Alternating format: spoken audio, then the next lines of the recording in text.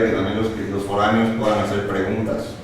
Y bueno, para eso vamos a tener como momentos específicos antes de los breaks, donde vamos a poder recibir preguntas de los foráneos, y yo las voy a ir contando para los conferencistas.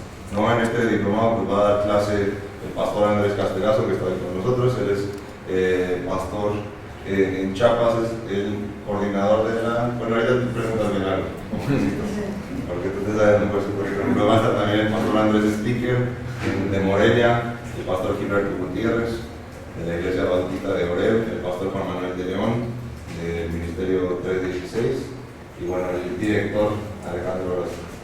Entonces, pues cualquier cosa estoy aquí a sus órdenes. Y bueno, hay un coffee break que está acá abajo en la biblioteca. Lo que necesiten. ¿Vale? Gracias. Pues muy buenos días. Quisiera preguntar antes de iniciar, ¿todos asisten a Casa sobre la Roca? ¿Quiénes sí? ¿Todos? ¿No? Okay. Yo. ¿Tú tampoco? Okay. ¿De dónde vienes? Yo soy hermana de Omar. ¿De Omar Vergara? Sí. Qué padre. Aquí está bien. Me estaba cuidando. Sí. ¿Tú de dónde nos acompañas? Casa Coyoacán. Soy hermano de Ángel. Sí, existe aquí. Qué bueno que estás aquí. Bien, me permití hacer esta pregunta o esta consulta antes de iniciar, porque el Colegio de Estudios Superiores de México no es un colegio cristiano, es un colegio secular, desde luego con bases cristianas, y desde luego específicamente con un curso de teología. Bueno, pues obviamente vamos a hablar todo el tiempo de la Biblia y vamos a hablar en otros términos diferentes a los que usamos en los otros diplomados en las carreras del colegio, pero me pareció pertinente aclararlo. Pues esta sí es, vamos a estudiar teología, Dios, los estudio porque vamos a hablar de Dios todo el tiempo y de la Biblia, desde luego, ¿no? Insisto, a diferencia de las carreras o de los otros diplomados, que son intencionalmente totalmente seculares y por obvias razones, pero además no queremos ser reconocidos como una universidad cristiana, sino como una universidad en donde obviamente pues hay mucha gente cristiana, ¿no? Ahí no hay ninguna duda, nos queda claro a todos. Muy bien. Pues vamos a iniciar. La verdad es que yo estoy muy emocionado porque pues esta es nuestra primera vez, la primera vez que hacemos algo como esto, ya a nivel de la universidad. Y desde luego, bueno, hemos invitado, como ya nos decía Pablo, yo les llamaría personajes, personas que conocen muchísimo de la escritura y de teología, que además tienen estudios que avalan todo eso, pero además lo que tienen más es pues, un testimonio, una forma de vida, una forma de creer y vivir lo que creemos. Por eso hemos escogido especialmente a estos maestros. Me parece también que es muy rico pensar que tenemos en el grupo de maestros pues bautistas, en donde por un lado el asunto de la doctrina básica es muy amplio, muy interesante, yo diría muy excelente. Por otro lado también a pentecostales en el otro extremo, que también nos pareciera muy rico. Al final de cuentas esto no trae una tendencia, sino todo lo contrario, queremos escuchar y queremos aprender de extremos, y desde luego pues en el medio estamos algunos otros maestros también, ¿no? En lo personal pues fui formado los primeros años en una iglesia presbiteriana en donde aprendí de la doctrina básica mucho, y la verdad es algo que ha sido súper útil en mi vida, y después tuve otras oportunidades de aprender de otras formas y de otras doctrinas, y yo creo que ha sido muy rico para mí poder tener esa oportunidad de conocer mucho y de tener claro pues lo que creo y lo que pienso y lo que leo, especialmente en la Biblia. Y bueno, desde luego les presento a nuestro primer profesor, Andrés Castellazo. No quiero hablar mucho de él, solo quisiera decir dos cosas. Él es un siervo de Dios, él y su padre y su familia, sus hijos y ahora hasta su nieto de 8 años acaba de estar en Singapur predicando la palabra. Desde los 4 años este niño predica. Es un nieto. Y bueno, además de que lo primero que diría que ellos tienen más de 30,000 personas de su grupo distribuido en misiones en el estado de Chiapas. Solo en el estado de Chiapas más de 30,000 personas. Estamos hablando realmente de otro nivel. Y hace un rato, y yo creo que es una manera de presentarlo, él me decía, no, pero ¿qué me invitaste a esto? Porque digo, nos llevamos mucho y yo me jacto de que él es mi amigo y lo quiero muchísimo. Y además él es consejero en Casa sobre la Roca, él es uno de los consejeros de Casa sobre la Roca, a quienes rendimos cuentas de todo lo que hacemos. Me dijo, pero ¿por qué me invitaste a esto? Porque a un diplomado de teología. Y le dije, porque de todos mis amigos, tú eres el más espiritual. Y esa fue mi respuesta y es creo que la mejor carta de presentación que podemos tener. Mi hermano, mi amigo, querido. Qué compromiso, Alex. Con esa presentación ya me puse en problemas. Gracias.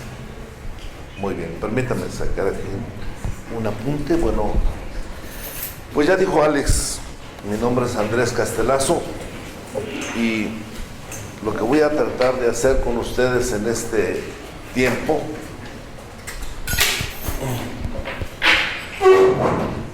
es transmitirles lo que a lo largo de mi vida el Señor me ha concedido aprender.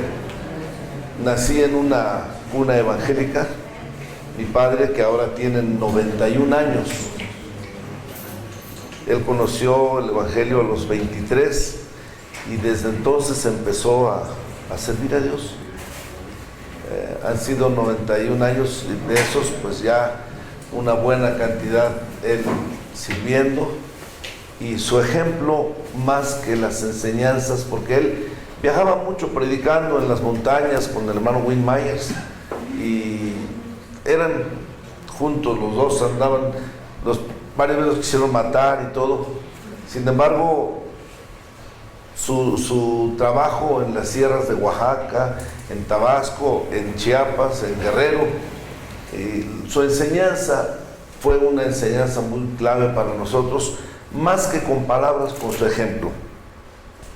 Tuve la oportunidad de, pues ahora, de trabajar con mi papá desde que empezamos en Chiapas en el año 1965. Dios le dijo, vete a predicar a Chiapas, y entonces yo tenía en ese entonces 10 años y ahí estuve siempre pegado con él, aprendiendo. Dios me dio 3 hijos, todos sirven a Dios. Mi hijo es pastor de una iglesia, mis 2 hijas son esposas de pastor también. Ahora tengo 8 nietos y de ellos todos sirven a Dios. Los más chiquitos saben que tienen que apagar y prender las luces en el templo, entonces ellos están creciendo con esto. Y bueno, pues ya Alex dijo una verdad. Yo le pregunté, oye Alex, ¿por qué me llamas a dar un diplomado aquí, una primera clase? Y luego me toca la primera clase, está medio complicado el asunto, pero bueno, yo voy a tratar de hablarles hoy y pues vamos a empezar con la primera clase, ¿no? ¿Estamos bien ahí? Sí. Teología 1. Ok.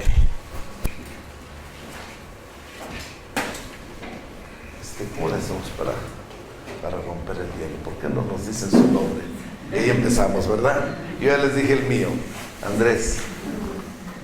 Hola, yo soy Donna. ¿Donna? Más quiero saber. Yo soy Leticia. Leti. No me llamo Tania. Gaby Ruano. ¿Cómo? Gaby Ruano, Gaby. Gaby. Gaby. Omar Vergara. Claudia Vergara. Elizabeth Vergara. Soy Carla. ¿Vergara? Marta. Yo soy Fernanda. Yo me llamo Alberto. Rocío. Ubaldo. Sergio. Ruth. Ruth. Erika. Ángel.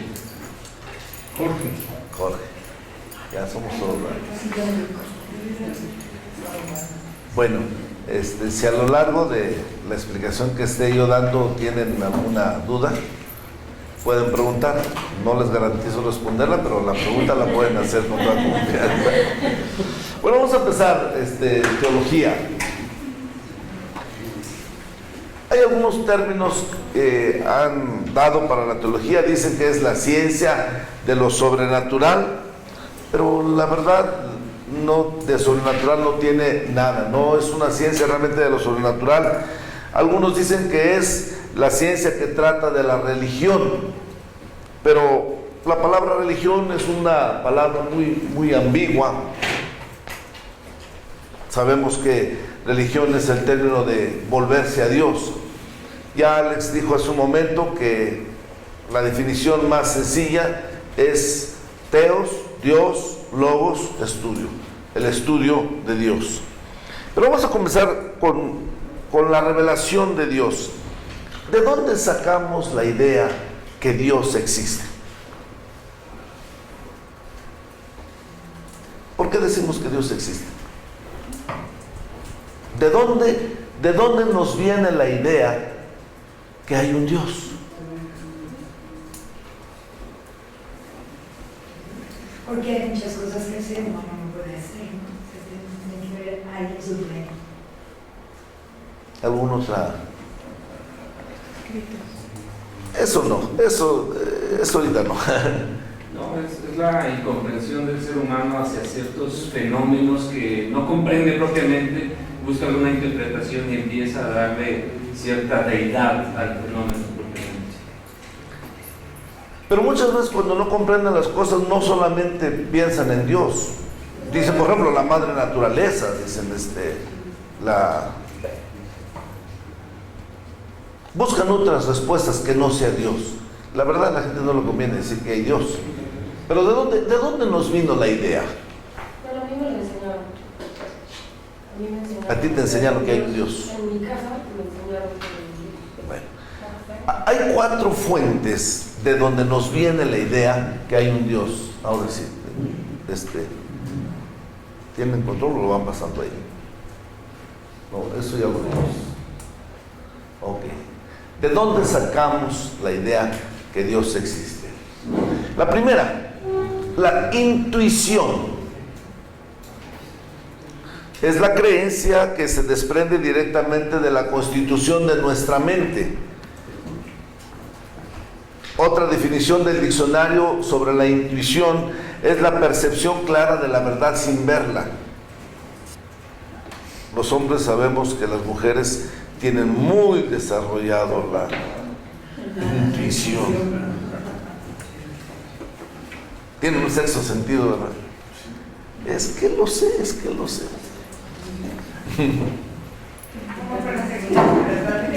La intuición.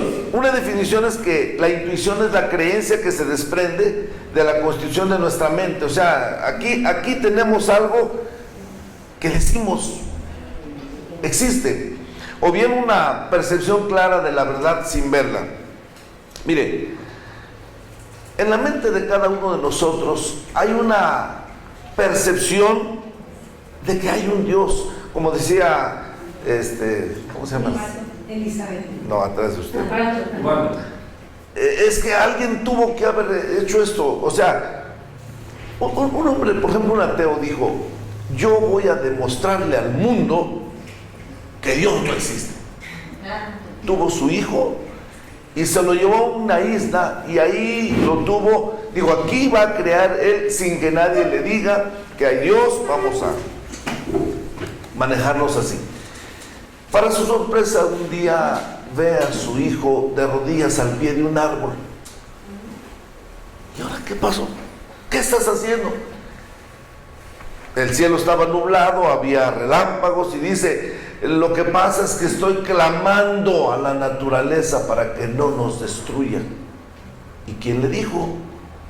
No había alguien que le hubiese dicho. Es lo que decimos, la intuición nos hace entender. Ahora, mientras hablaba esto, un compañero atrás levantó y dijo: de aquí lo sacamos.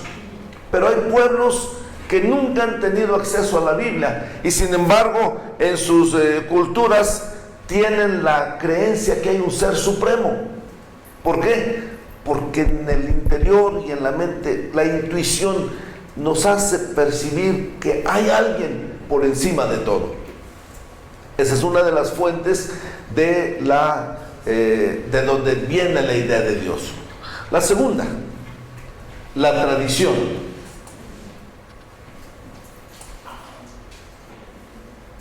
Bueno, ahí está. Antes, dice Hechos 17:28, porque en Él vivimos y nos movemos y somos como algunos de nuestros propios poetas también han dicho, dámela ahí, porque linaje suyo somos. En Él vivimos y nos movemos. Por eso hay esa intuición en el ser humano.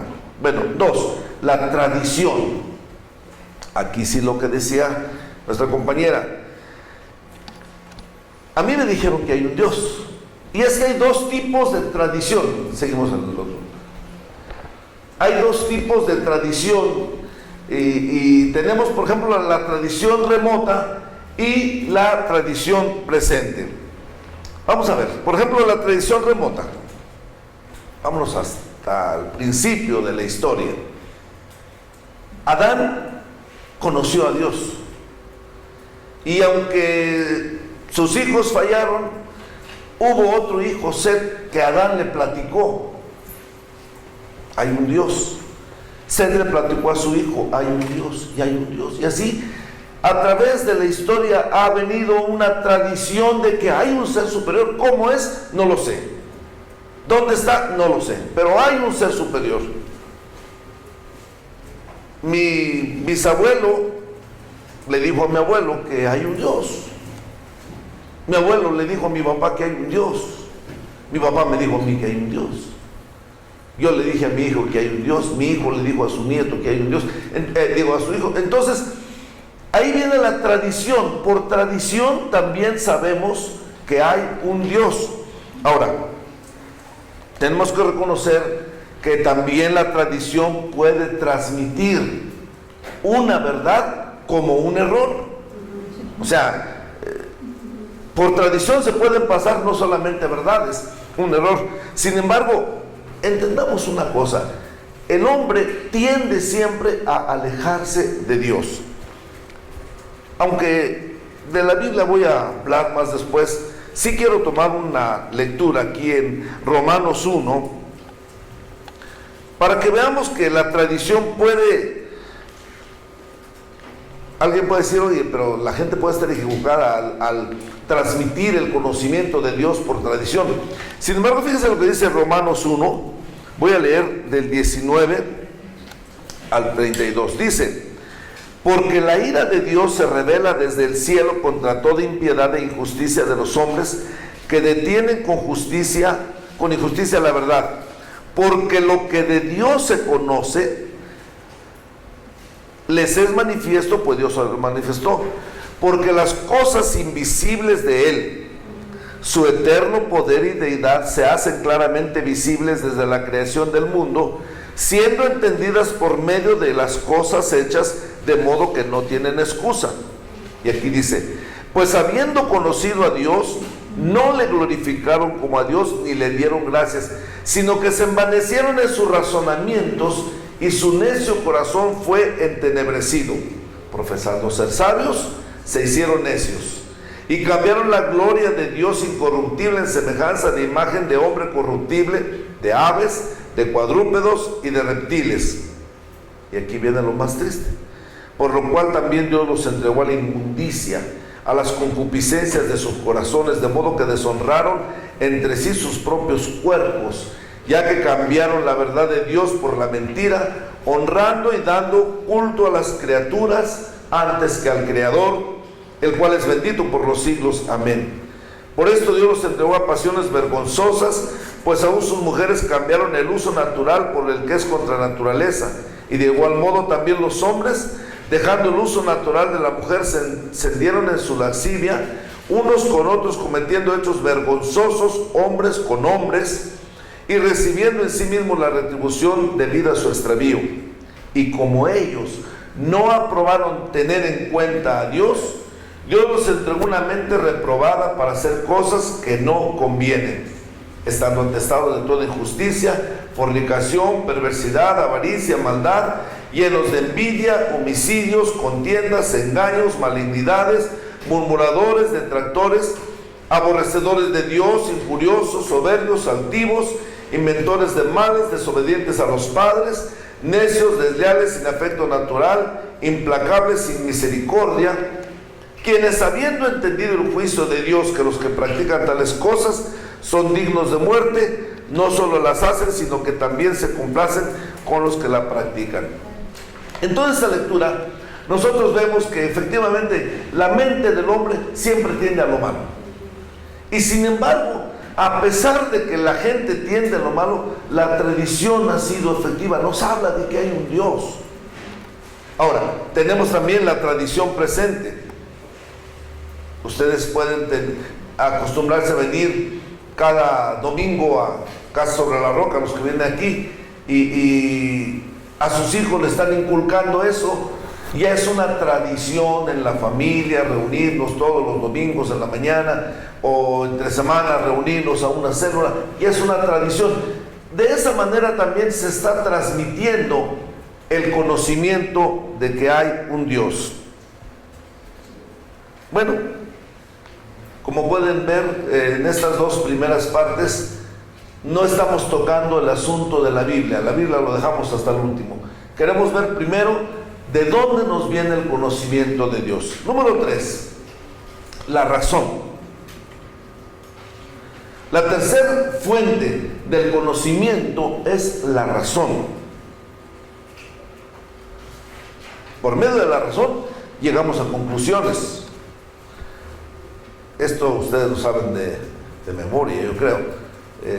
Un reloj, hay un relojero. ¿Y por qué? Pues porque alguien tuvo que haber hecho el reloj. El reloj no salió de la nada. Los médicos que estudian el cuerpo humano se dan cuenta de tan complejo que es el organismo. ¿Cómo que de la nada? No, alguien tuvo que haberlo hecho. No, hasta ahorita no sabemos quién es, dónde está, cómo es, pero la razón, la elemental razón nos hace entender, debe haber un ser que hizo todas las cosas. No pueden venir de la nada. La nada no produce nada. La nada no produce nada. Alguien tuvo que hacerlo. Nuestra razón nos lleva a pensar que alguien tuvo que hacer un reloj.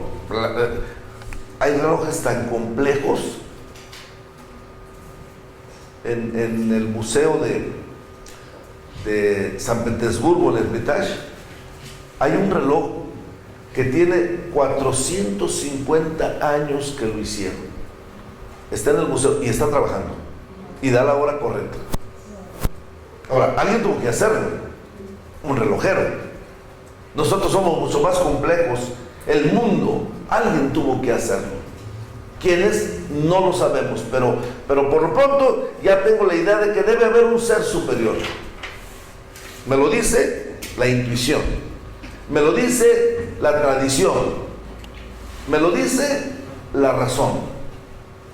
Pero sin lugar a duda, la forma más clara para entender que hay un Dios es la última, la revelación. La revelación. Dios ha hablado al hombre, ha tenido el cuidado de revelarse al hombre, de mostrarse, de manifestarse. Entonces, por medio de la revelación de Dios a nosotros los seres humanos, tenemos la idea clara efectivamente que sí hay un Dios. Ahora, ¿y cómo se ha revelado Dios? ¿De qué manera se ha manifestado? Bueno, lo más claro es ahora sí, hermano, lo que haces a través de este libro. A través de este libro nosotros encontramos, ahora sí podemos saber cómo es, dónde está, qué piensa, qué dice, qué quiere, qué espera de nosotros. La revelación de Dios mostrada a través de las Sagradas Escrituras, hermanos, nos amplía el panorama. Si yo decía que hay un ser superior que no sé quién es, por medio de este libro, entonces empiezo a conocerlo. Si la intuición me dice, es que algo me dice que hay algo más allá que la nada. Bueno, vamos a entenderlo ahora por medio de la Biblia. Si mi papá me dijo, sabes qué, hijito, Diosito que está por allá, y la idea a veces tenemos que es un viejito ahí, Diosito. Bueno, ahora la revelación, Él se ha manifestado en la Biblia. Por ejemplo, el texto que tenemos aquí, 1 Corintios 2, 9, 10. Antes bien, como está escrito, cosas que ojo no vio, ni oído oyó, ni han subido en corazón de hombre, son las que Dios ha preparado para los que le aman.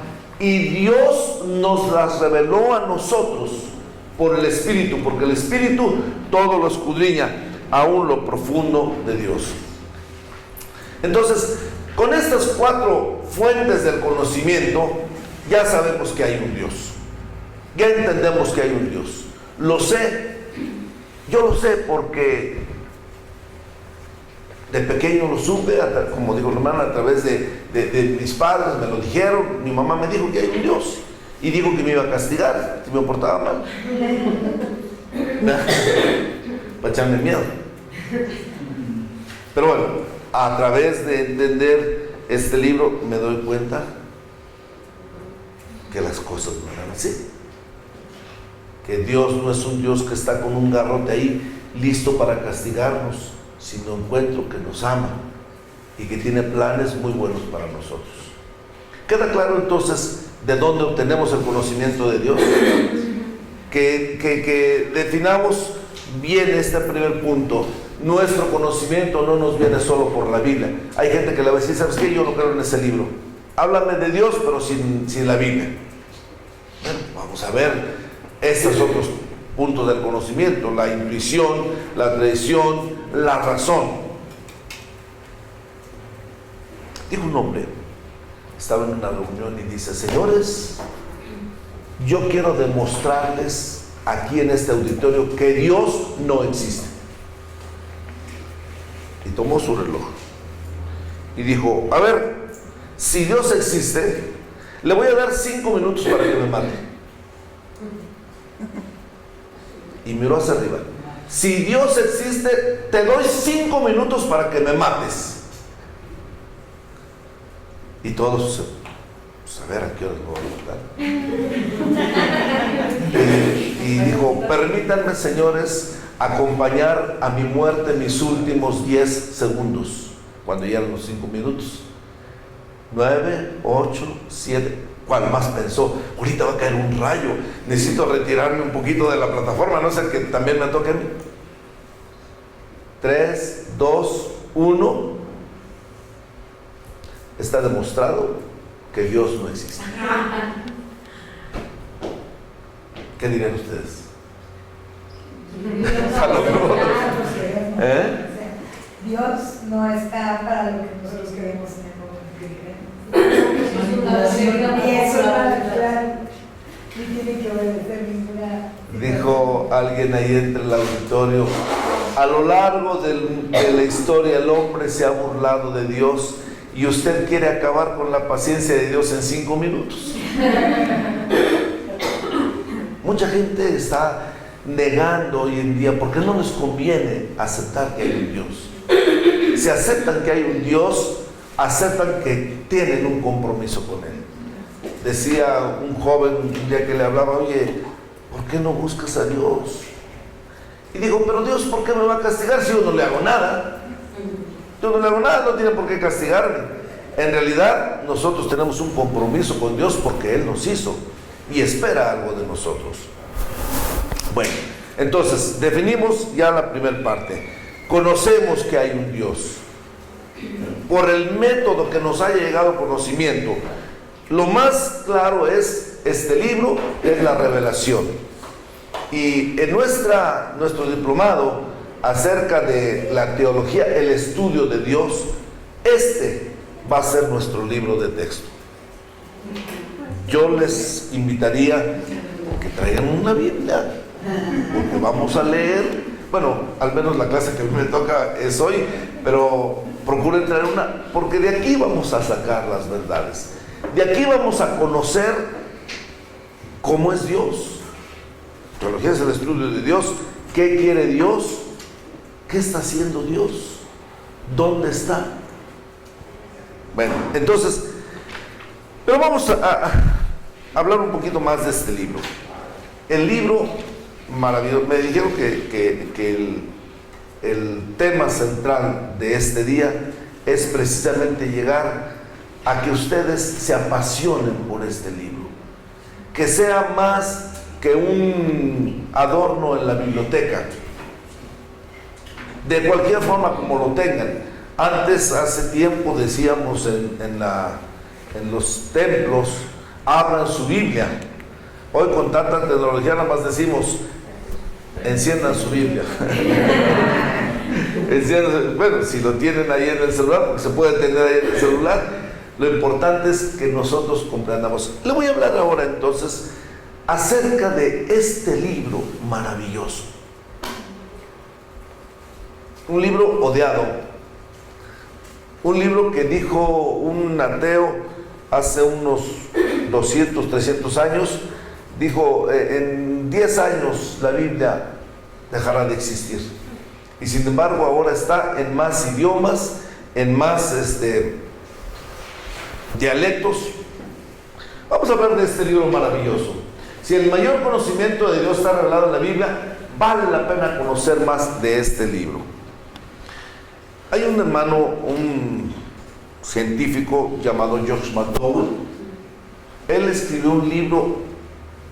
Él dijo, voy a probarle al mundo el mito de la Biblia. Y empezó a investigar con alumnos de muchas universidades del mundo. Y cuando ya tenía todo en la mesa, empezó a revisar y dijo, bueno, aquí hay una evidencia que exige un veredicto. Y dijo, si esto es así, pues entonces la Biblia no es un mito. Estuve con él en Honduras hace como un mes, y él ahora anda mostrando un manuscrito original de la Biblia, precisamente profundizando en esto. De un extracto de lo que él habla, yo voy a mencionarles ahora para que entendamos la importancia de este libro. Es un libro maravilloso, primero, porque fue escrito a lo largo de 1600 años. Desde el Génesis hasta el Apocalipsis hay 1600 años de diferencia. Y esto ya nos pone a pensar mucho. La diferencia, por ejemplo, en el lenguaje. Nada más imagínense, antes, ¿cómo se decía? Buenos días, hasta luego. Y no estoy hablando de muchos años. Ahora, como dicen, chao. ¿Verdad? O sea, en poco tiempo el lenguaje cambia, las culturas cambian. Ahora, pensar que este libro fue escrito en 1600 años, es decir, desde que se escribe el Génesis a que se escribe el Apocalipsis, hay una diferencia de 1600 años. Ha de ser un desastre ese libro. Sin embargo, no. Antes vendían las enciclopedias, no sé cuántos recuerdan cómo se vendían las enciclopedias. El que las vendía sacaba un desplegado y decía, a ver, mire, aquí son 10 tomos y le conviene. Un hombre que lo dejó que hablara y, a ver, dígame más. En 10, 15 minutos se le acabó todo lo que tenía el vendedor. Ya no tiene más, pues ya le dije todo. Pues le voy a hablar de este libro del que se ha hablado por cientos y miles de años y no se agota hablar de él. 1600 años. Número 2. Fue escrito a lo largo de 60 generaciones. Adelante.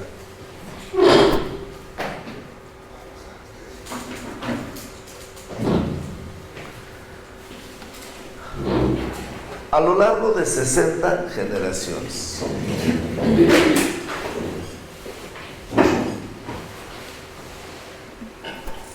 Las mujeres, mamás que tienen, ¿usted tiene hijas? Hijos. Hijos. Hombres. ¿Alguien tiene hijas? Sí, yo. Ah, perfecto. Pero ya grandes, ya grandes. Sí, sí. ¿Sí? ¿Cómo se lleva con su hija? ¿Cómo digo? ¿Cómo se lleva? Muy bien. Pero de vez en cuando, aunque me diga que está muy bien, ay mamá, es tu tiempo. Sí. Es tu época. Oiga, pero antiguo es cierto, cierto. Ay mamá, es que ahora son otros tiempos. Y eso que estamos hablando de solo 2 generaciones, una y otra. Ahora, oiga, si este libro fue escrito en 60 generaciones, no, pues ¿cómo ha de pensar? Totalmente. Llevaba una anciana, llevaba un long play de esos discos de hacerse. Por casualidad los conocieron. Sí. De 33. Eso, y le dice la niña, abuelita, ¿qué CD tan grandote llevas? Y la viejita le dice, hijita, ¿qué es CD? O sea, ni una ni otra entendían. Han cambiado tanto los tiempos. Oiga, pero este libro que haya sido escrito en... bueno, cuando hablo de 1600 años y que guarda una unidad, asombra. Escrito en 60 generaciones y que guarde una unidad, que lo que dijo una generación y 60 generaciones después dice, concuerda con lo que dijo la primera. Wow, es algo digno de bueno, entonces hay que ver qué tiene. Si son 60 generaciones, si en 2 generaciones ya no se van entendiendo, ya empieza a haber discusiones y mamá, es que en mi época estamos en otro tiempo. ¿Alguien se imagina un mundo sin celular? ¿Un mundo sin computadora? ¿Y cómo lo hicieron? Y sin embargo lo hacían. Bueno, número 3. Escrita por más de 40 autores de todas las clases sociales. Y esto también a mí me llama la atención, porque es un libro que guarda tanta unidad. Mire, por ejemplo, Moisés, un líder político educado en las mejores universidades de Egipto. Compare a él con Pedro, un pescador. Hombre sin letras. Oiga, debe haber una diferencia abismal entre un político egresado de las mejores universidades de Egipto con un pescador. Y sin embargo, cuando se encuentran los dos en este libro, concuerdan perfectamente bien lo que dice ese pescador y lo que dice ese estadista. Amós fue un pastor de ovejas, que por cierto, él andaba pastoreando las vacas y de repente lo agarra Dios y le dice, Amós, vete a profetizar allá al sur. Y se va, y como no sabía otro lenguaje, ¿saben cómo predicaba? Vacas de Basán, así dice en su libro. Vacas de Basán. Por eso hablaba así, porque él era un pastor de ganado. Hasta la gente le decía, mira, vete a tu pueblo, aquí déjanos. Pero si se dan cuenta, su cultura de él, su enseñanza, pues, era muy vaga, andaba atrás de las vacas. Sin embargo, su enseñanza, su mensaje concuerda tanto, por ejemplo, con la de Josué. Josué era un líder militar, condujo al pueblo a un montón de batallas. Nehemías, ¿se acuerdan cuál era el trabajo de Nehemías? Un copero. Como consejero del rey. No más que consejero, era el sirviente y el que le llevaba la copa de vino. Daniel, que va a ser primer ministro, escribió su libro también. Lucas, un médico. Mateo, un cobrador de impuestos. Yo no veo la relación entre un cobrador de impuestos y un médico. Sin embargo, lean ustedes Mateo y lean Lucas y se entiende. Está claro. Pablo, un rabino. Entonces tenemos 40 diferentes personas de todas las clases sociales. Caramba, y que todos escriban un libro que guarde una unidad. Hay que leerlo, vale la pena. Número 4, escrita en diferentes lugares. Moisés, ¿dónde le escribió? En el desierto. Moisés le escribió en el desierto.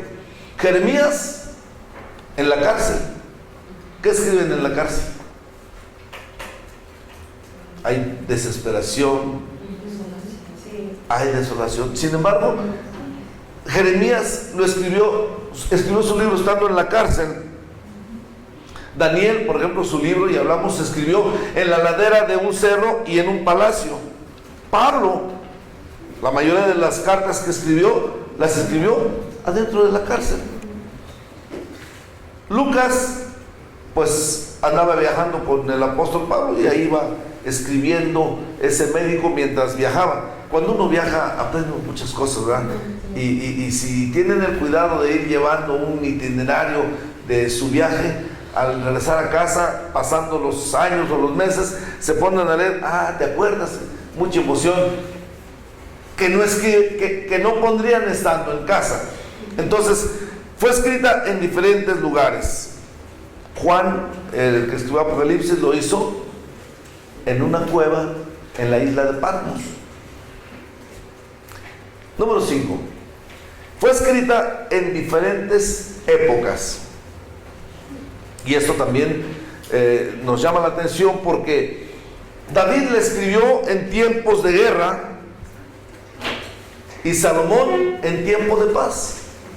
Cuando se escribe algo en tiempo de guerra, hay un lenguaje. Intenta escribir algo cuando tiene un disgusto con la esposa y o con el esposo. Y Salomón en tiempo de paz, cuando no había, bueno, por eso, no crean que por eso escribió la mujer es más amarga que la muerte, no.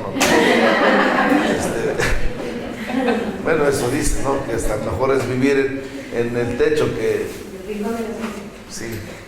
con una mujer pleitista, ¿no? Bueno, pero Salomón escribió sus libros en tiempo de paz, David en tiempo de guerra. Y lo que sorprende otra vez, por eso decimos, es un libro extraordinario, porque guarda una unidad, a pesar de la guerra, a pesar de ser escrito en tiempo de paz, hay mucha unidad. 6. Fue escrita en diferentes estados de ánimo. Y aquí tenemos que algunos escribieron desde la cumbre del gozo y otros desde las profundidades de la tristeza.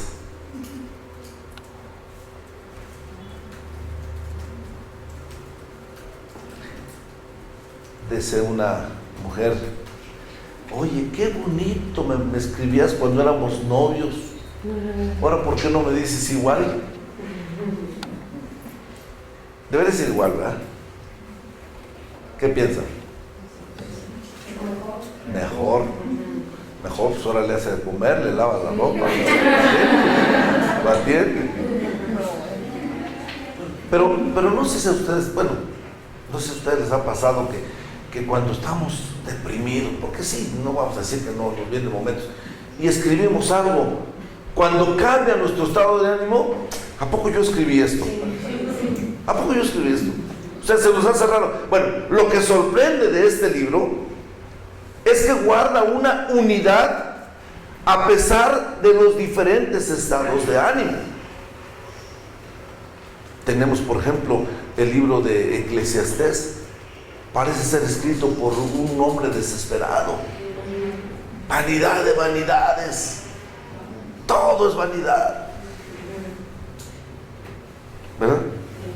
Pero lea, por ejemplo, los salmos, como el siervo brama por las corrientes de las, así clama por ti, oh Dios. O cantares, mi amado es rubio y moreno. Yo no he entendido eso, pero así dice. Sí, así dice. Si lo han leído, cantares,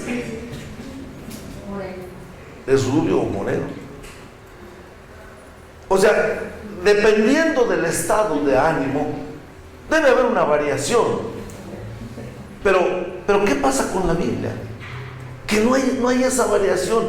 Uno lee y guarda una unidad desde el Génesis hasta el Apocalipsis, a pesar de los diferentes estados de ánimo. Los que escribieron en la tristeza, los que escribieron en desesperación, los que escribieron viajando, los que escribieron en la isla, como Juan, que estaba desterrado ahí en Patmos, que por cierto es una isla muy bonita. Yo no entiendo por qué tenía la idea que Juan ahí en la isla de Patmos había estado solo preso. Según dicen, después salió, e incluso hasta hay una pila donde hizo bautizos ahí en la isla de Patmos. Bueno, número 7, escrita en 3 continentes. Este libro fue escrito en Asia, en África y en Europa. Ahora, hay distintas maneras de hablar dependiendo de los países. Mi hermana Anita se fue de misionera a España y un día le escucho decir: te voy a dar un tortazo, como un chavo de jamón. Pero ¿sabes lo que es tortazo en España? Es un golpe. Te voy a dar un tortazo. No es torta, es un manazo, para decirlo así. Entonces, hay diferencia de un país a otro. Bueno, ya no digamos país, de un estado a otro. Váyase a Veracruz, a Chiapas, o aquí nada más en el Estado de México, ya hay distinta manera de hablar, distinta manera de expresarse. Pero este libro fue escrito en 3 continentes y guarda esa unidad. Oiga, debe ser un libro interesante. Tenemos que leerlo, tenemos que meditarlo. Algo más, escrita en 3 idiomas: en hebreo, en arameo y en griego.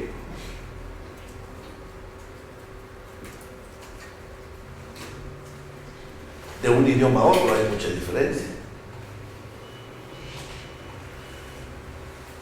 El hebreo pues es el idioma del Antiguo Testamento, y el Nuevo Testamento fue escrito en arameo y en griego también. Entonces tenemos aquí un libro por demás maravilloso, que nos guarda a través de todo lo que hemos hablado, a través de que fue escrita en 1600 años, a lo largo de 60 generaciones, por más de 40 hombres de distintas clases sociales, en distintos lugares, en diferentes épocas, en diferentes estados de ánimo, en 3 idiomas. ¿Sabe qué? Todo guarda una sola unidad. ¿Y cuál es esa unidad? Esto que tenemos aquí. Contiene solo una historia en desarrollo a lo largo de todas sus páginas: la redención del hombre efectuada por Dios.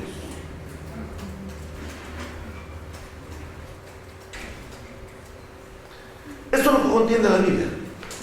Desde Génesis hasta Apocalipsis tiene un propósito: mostrarnos la redención del hombre efectuada por Dios.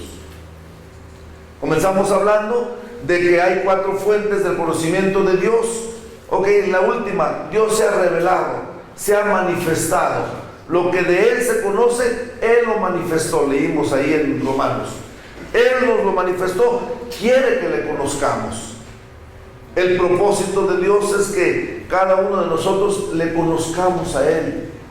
sepamos qué es lo que Él quiere, le entendamos. Y precisamente con ese propósito, Él se ha dado a conocer por medio de este libro. Qué bueno que esta universidad decidió dar este diplomado de teología para que cada uno de ustedes aprendan y entiendan la importancia de este libro. Que se despierte en nosotros. Más adelante vamos a ver por qué vamos a decir que este libro es un libro extraordinario. ¿Alguien tiene alguna pregunta, algún comentario de lo que estamos hablando? A ver si voy bien o me regreso. ¿Qué debemos de entender por redención? ¿Mande? ¿Qué debemos de entender? Rescate. Redención. El rescate del hombre. Salvación, ¿no? Redención es rescatar. Es rescatar, es sacar de. Redimir es sacar de, rescatar. Entonces, estábamos perdidos y el propósito de este libro es que Dios ha querido rescatarnos otra vez, recuperarnos.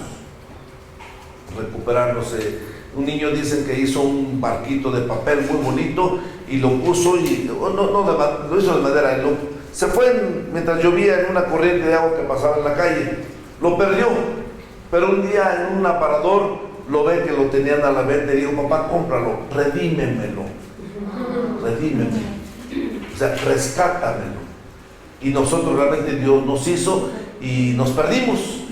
Entonces, en este libro contiene la historia de cómo Dios nos fue rescatando a cada uno de nosotros. Precisamente ese es el propósito. Y nosotros vamos a estudiar acerca del plan que Dios tiene para nosotros. ¿Qué es lo que quiere? ¿Dónde está? No es un viejito bonachón que está allá y con un garrote viendo. No. Dios es algo más. Es algo más. Está aquí entre nosotros y nos acompaña donde sea. ¿Algo más que comenten? Sí. Por ejemplo, cuando, no sé si es Pablo que dice que hay gente que hace lo correcto porque, como de forma natural, eso sería como la parte de la intuición. Algo sí, exactamente. Algo que le hace, esto no está bien, no lo hagas. O sea, de alguna forma Dios ha puesto en nosotros libre albedrío. Por supuesto, es algo incipiente en nuestro trato con Dios, porque las personas no se van a salvar nada más porque hicieron lo bueno. El único paso para el perdón de los pecados es recibir a Cristo en el corazón. Fuera de eso, si sentí bonito mientras hubo las alabanzas, porque hay gente que hasta ahí se ha quedado. Oye, me gustan mucho las alabanzas y en las alabanzas me siento bien, pero eso no es el todo. El todo es tener la seguridad que hemos sido rescatados. Entonces, efectivamente, hay gente que hace lo bueno porque siente que debe hacerlo. Que no, aparte de que han sido enseñados, estuve recién en Asia y me decían: mira, aquí no se pierde nada, porque si no es tuyo, es de otro. No, y que dice que estábamos en el centro de Singapur, en uno de los malls más lujosos y caros, no porque fuimos a comprar, sino que fuimos a ver ahí, y nos asombra que cuando salimos, en unas bancas había un montón de bolsas de compras que seguramente no eran cosas de bajo valor, y el pastor que nos oyó dice: mira lo que te estoy diciendo, estos señores dejaron sus bolsas aquí mientras fueron a traer su carro. En San México. Y sí, para no encargarnos, se fueron a traer su carro y las dejan ahí. Nadie les está cuidando.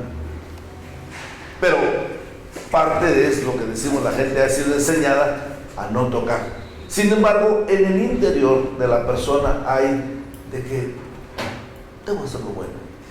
La conciencia que Dios ha puesto les corrige sus razonamientos, dice la Biblia.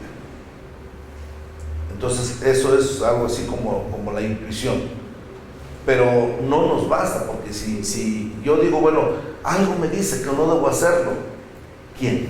No sé, pero algo me dice que no debo hacerlo. Ya cuando Dios se revela en este libro y me manifiesta, ¿sabes qué? No debes hacerlo por esto. O debes hacerlo por esto. Esto quiero, Dios. ¿Alguna otra pregunta, otro comentario?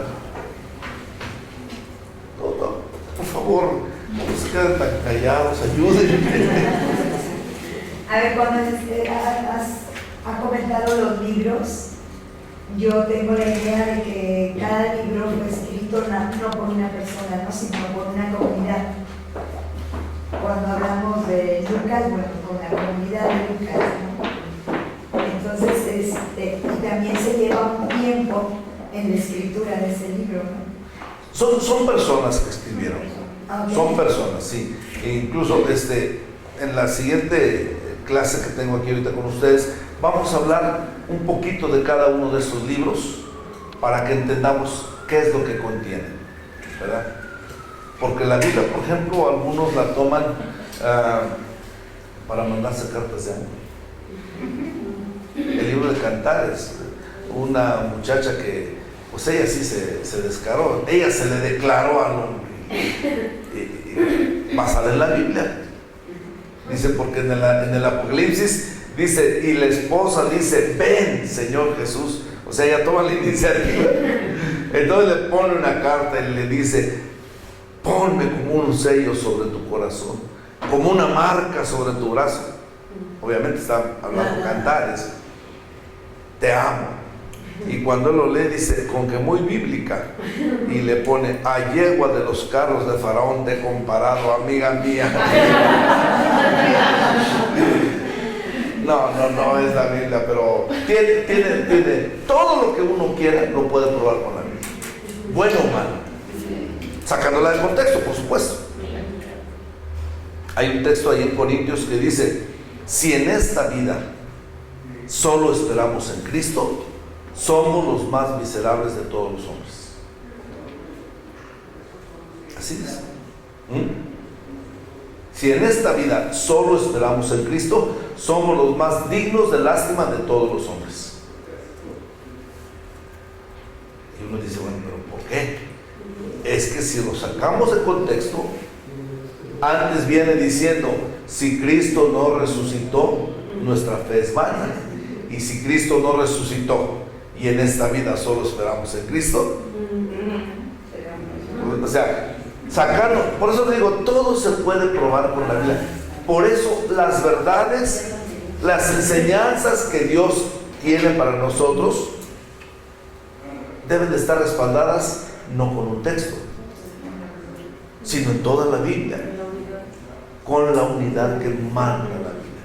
Entonces, cuando nosotros queremos decir algo, tenemos que basarnos en lo que Dios dice, pero no nada más un texto.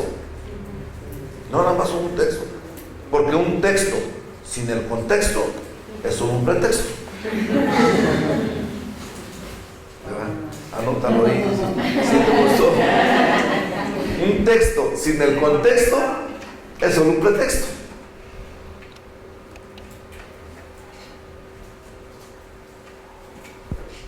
Bueno, ¿estamos claros? ¿Entramos con otra parte todavía?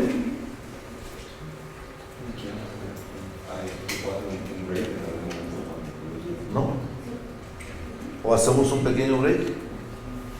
¿Les parece? ¿O le seguimos? Bueno, entonces una pausa y entramos en el análisis de este libro. Por lo pronto creo que quedó claro esto, ¿verdad? Quedó claro de dónde nos viene que es Dios, quedó claro que es un libro maravilloso que vale la pena estudiar. Entonces, en 10 minutos le seguimos.